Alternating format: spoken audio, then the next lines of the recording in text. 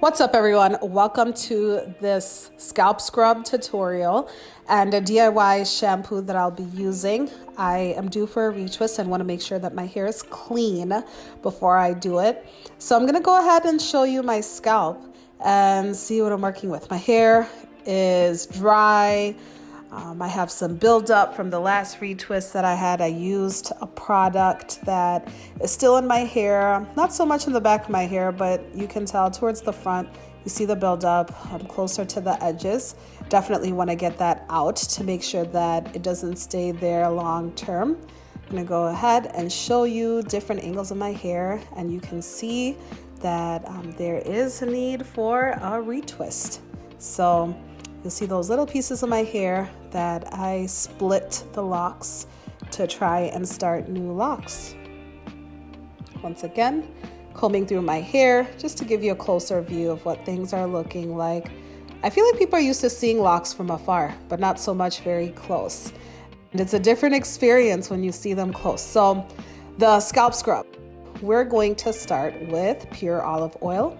We want to add in 2 tablespoons of the olive oil. Olive oil has a lot of great properties. Olive oil strengthens the hair roots and promotes hair growth. Adding 2 tablespoons of sugar.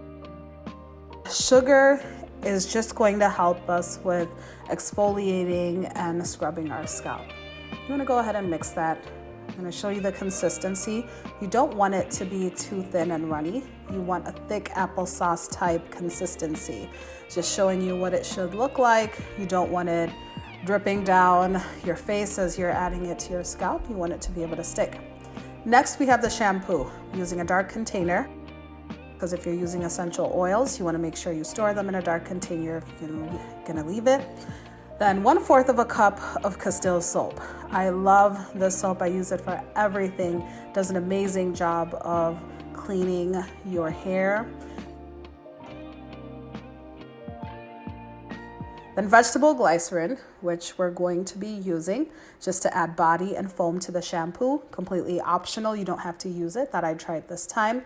Vitamin E oil has a lot of great properties, but I'm just using it as a way to preserve this shampoo. A little bit of lavender oil, rosemary oil, and then we should be good to go. I'm going to talk about the benefits of the scrub that I made earlier as you look at the hair.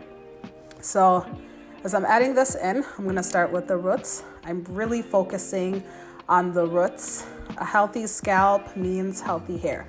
Throughout this video, you're going to see me scrubbing my scalp, making sure that all the buildup, everything that has accumulated over time is getting out. I'm going to spray my hair with some water.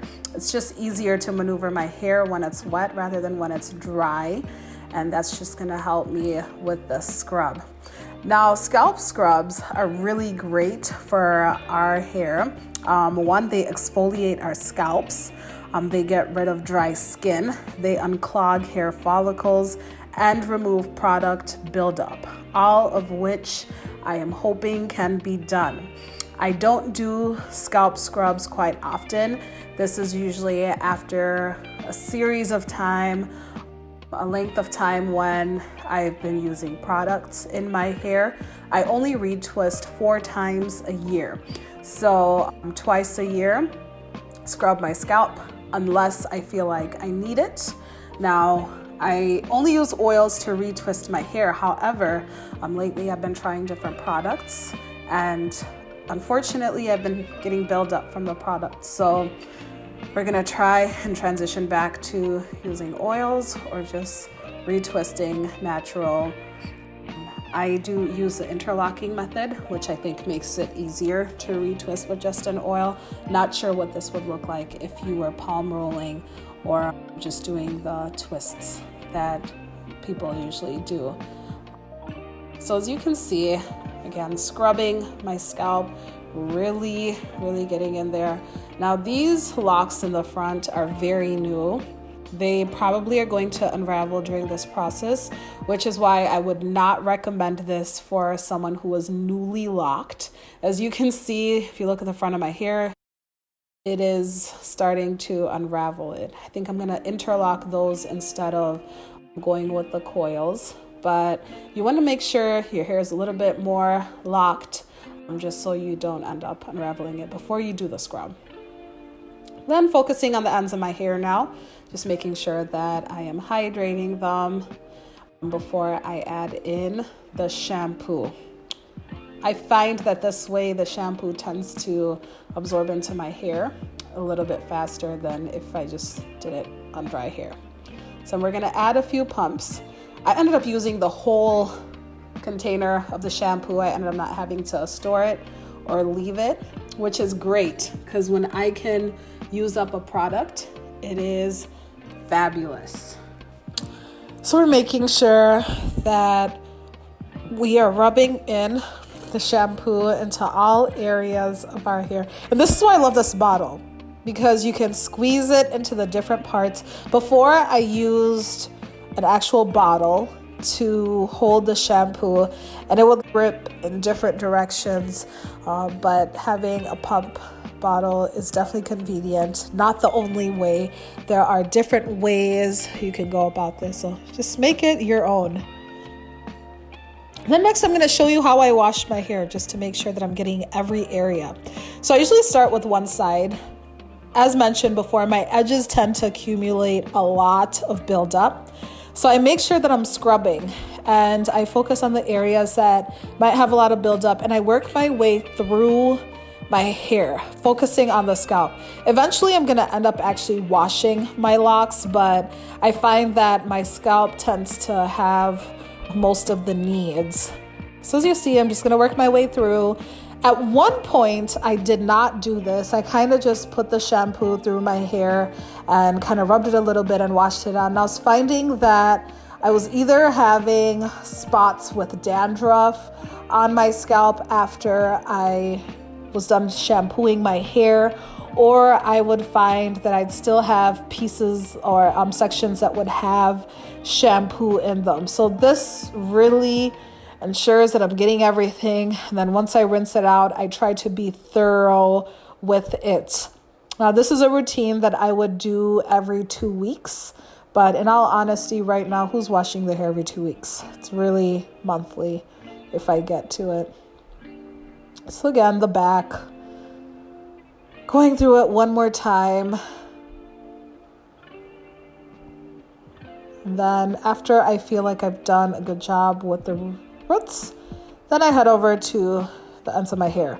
So I use the peppermint scented soap, which makes my nose run and my eyes run. If you feel like it's too strong, you can always dilute it with water.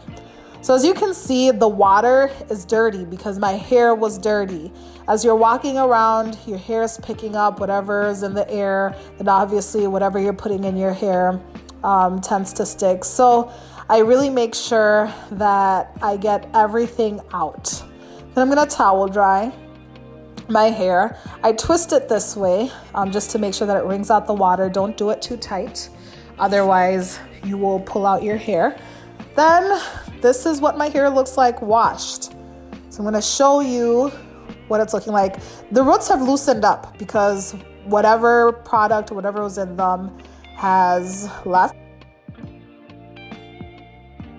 You can see no dandruff. Yes, that was what we were trying to achieve. But you will see those little dots, those little white flakes on my hair. That's not dandruff. That's actually from me putting too much tension on my hair. So it actually pulled the hair out from the roots. So I would really, really recommend low tension styles. That's a lock I combined that's splitting. Then I have one final step. I use witch hazel to go through my scalp just to make sure that I removed all of the shampoo and that my scalp is really clean. As you can see, it came back clear, which means that my hair and my scalp are both clean. I do the same thing with the back just to make sure that I go through the front as well. If I see any dirt on the cotton pad, then I will rewash my hair because we don't want dirty hair. So I'm going through each section carefully, making sure that everything is clean. And it looks like the shampoo did its job. It was actually pretty effective this time around. So this is what my wash routine looks like, and we're all done. Thank you for watching. Keep watching for more videos like this.